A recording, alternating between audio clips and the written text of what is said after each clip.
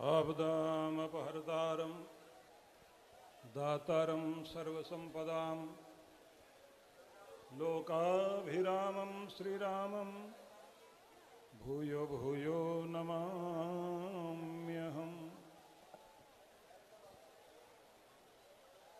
पवित्र मंच की गरिमा शोभा बढ़ाने वाले हमारे सभी पूज्य चरण संत जन, हमारे सनातन गौरव धीरेन्द्र कृष्ण शास्त्री जी और हरियाणा प्रांत से दूर दूर से आए हुए सभी सनातन प्रेमी जन, आप सभी को बहुत बहुत वंदन और बहुत बहुत अभिवादन। इंद्रप्रस्थ से चलती हुई ये यात्रा हरियाणा के द्वार तक आई है। यह यात्रा सनातन के उदय की यात्रा है, सनातन के अभ्युदय की यात्रा है। जिस भूमि में भगवान श्री कृष्ण ने अवसाद को प्रसाद में बदला, उस हरियाणा की भूमि में जहां कुरुक्षेत्र में गीता का संदेश भगवान श्री कृष्ण ने दिया, जिस भूमि में भगवान ने मृत्यु से अमरता का वरदान दिया, उस हरियाणा भूमि में हम लोग हैं। और हमारे पूज्य धीरेन्द्र कृष्ण शास्त्री, इंद्रप्रस्थ जो भगवान श्री कृष्ण ने ही बसाया था,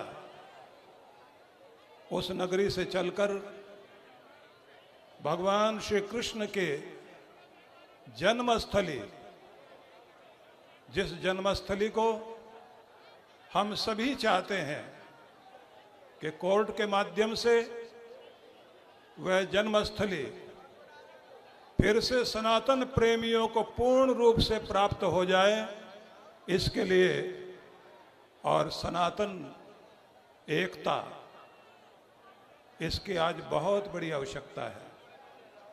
पूर्ववर्ती वक्ताओं ने आपको जो कुछ कहा, उसमें मैं एक निवेदन आप सबसे कहना चाहता हूं।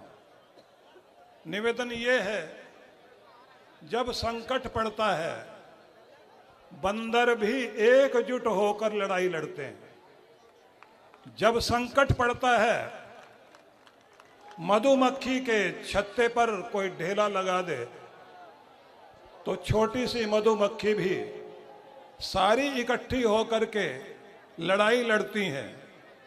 जब संकट पड़ता है, कौवे भी इकट्ठे हो जाते हैं।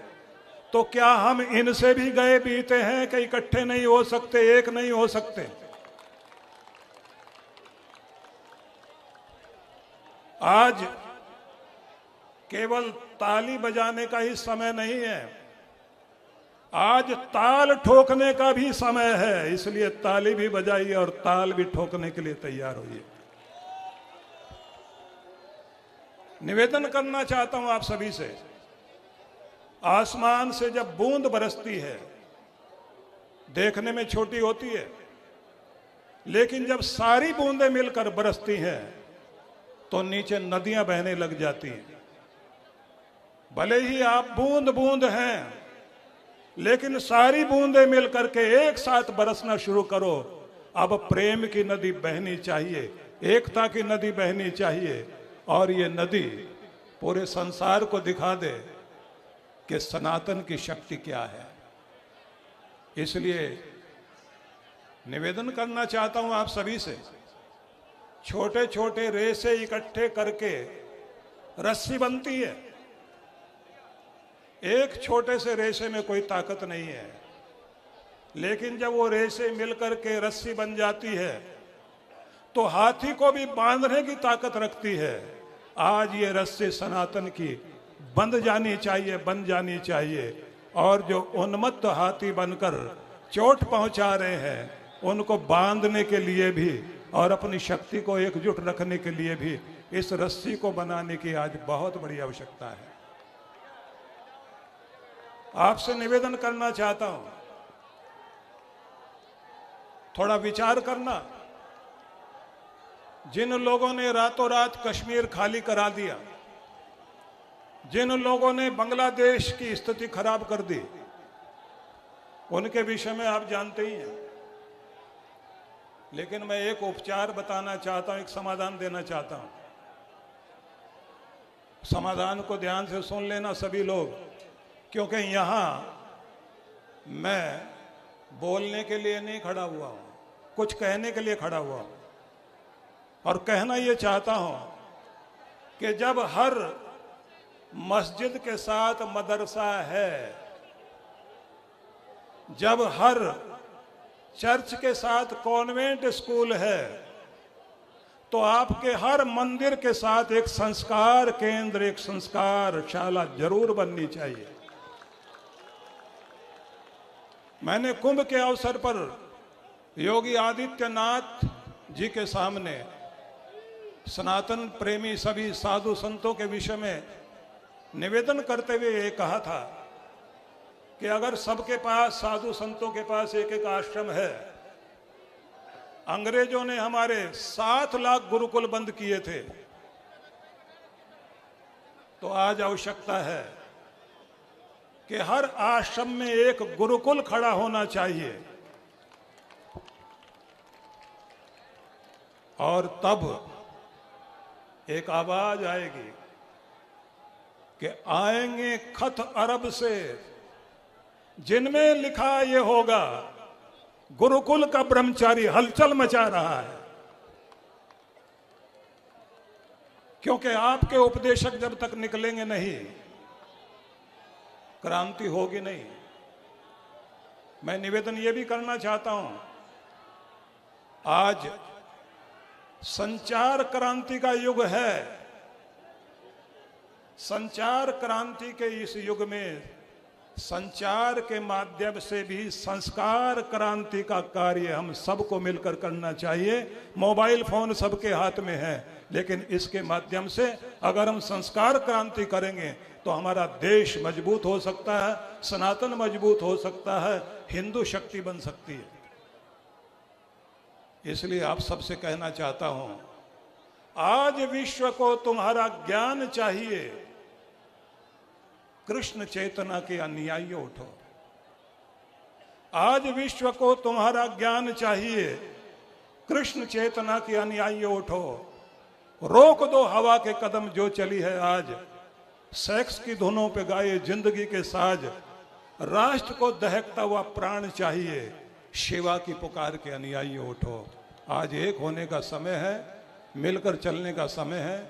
बहुत सारे वक्ता आपके सामने हैं, हम लोग रात दिन आपके सामने कुछ न कुछ कहते हैं, लेकिन आज जो मैंने निवेदन किया है, भारत देश सनातन धर्मी सबसे अधिक जिस ग्रंथ के आगे अपना माथा झुकाते हैं, हमारी गीता, हमारा वेद, ऋग्वेद के अंतिम सूक्त का पहला मंत्र संगच्छध्वम संवदध्वम संवो मनांसि जानता देवा भागम यथा पूर्वे संजानाना उपासते।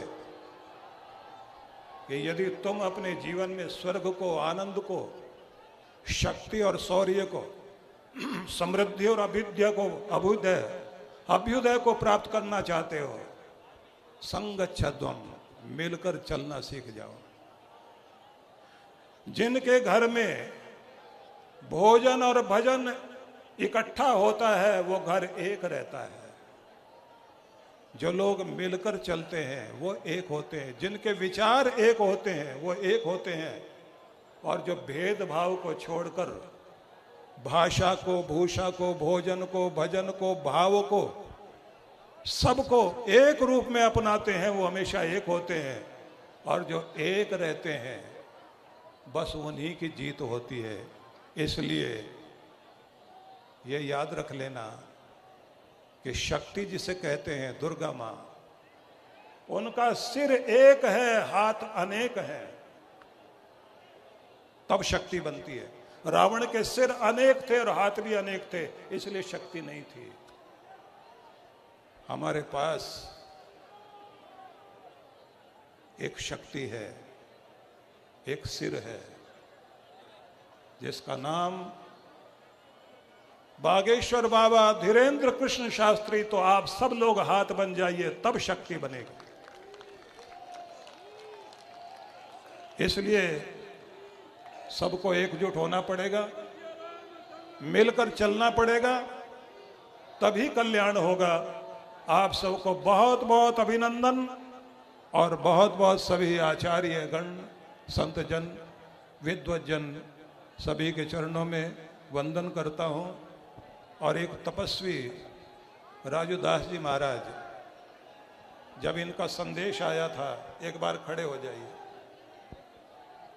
गला बैठ गया, थके नहीं, हारे नहीं, जिस तरह से साथ चल रहे हैं और जिस भावना से साथ चल रहे हैं, एक बार दोनों हाथ उठा करके अभिनंदन कीजिए राजूदास जी महाराज का। बहुत बहुत शुभकामनाएं।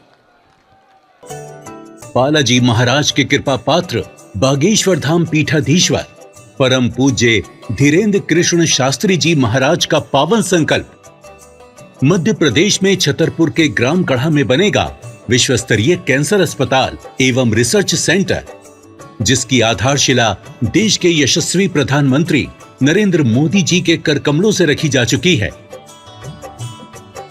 200 करोड़ रुपए की लागत वाले 100 बेड के इस अस्पताल में गरीबों का होगा मुफ्त इलाज। ये बहुत बड़ा अवसर है, बहुत बड़ा काम है। संकल्प बड़ा हो, संतों के आशीर्वाद हो, प्रभु की कृपा हो, तो समय सीमा में सब पूर्ण होता है। हमारे प्रियजनों, बागेश्वर धाम पूरे भारत के लोगों, अभी तक अस्पतालों में मंदिर थे, अब मंदिर में अस्पताल होगा। कैंसर हॉस्पिटल निर्माण हेतु सहयोग देकर पुण्य के भागी बने।